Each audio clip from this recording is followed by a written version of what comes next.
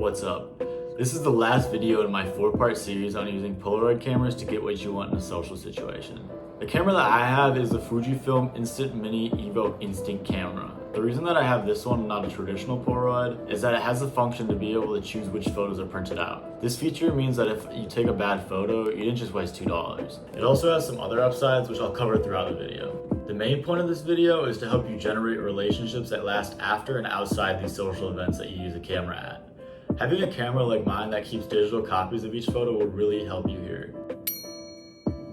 When you're taking a photo of a group you want to orbit or just somebody you want to befriend, make sure when you're taking their photo, you're taking multiple angles and shots and have them do different poses and stuff. They probably would still want the takes that didn't get printed. You know, you print out one, there's still other good photos because you took multiple angles and poses.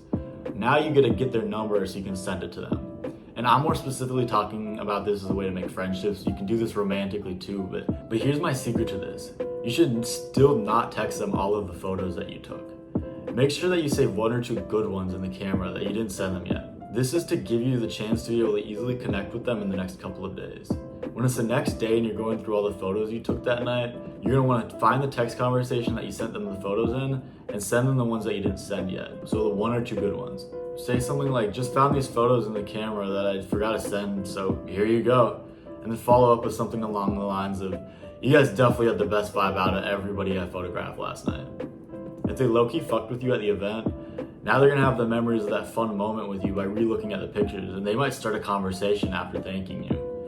Even if they don't initiate, you can still make a soft entrance in a conversation with them if you ask them a simple question. You can still gain social benefits through the camera outside of the social functions in other ways too. The main thing would be that you can print out whatever photos you took on that camera whenever you want. You can have a little section of your room with a collection of your best moments with your friends that you caught on the camera. A way you can socialize through this is that when you print out a picture with a friend on it, text them a picture of them on the wall and say, "You made it on the wall," or something like that. This will make them feel very appreciated by you. While $2 is usually a lot for these photos, a place where it actually is a good deal is using these photos as gifts.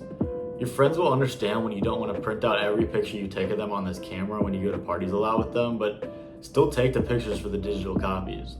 Don't send them all the copies and make a collection for each friend of the photos you have together that you haven't sent them yet. Then for their birthdays, print out a few of these photos and throw it in with some candy as a gift. I hope after watching all these videos, now you see why the camera can be worth over $300.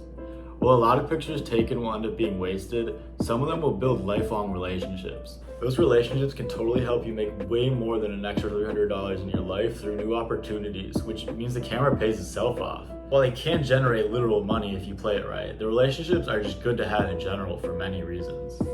The last thing I wanted to talk about in this series is how to not feel just like the cameraman. People get paid to be camera people, yet you're the one paying in this situation.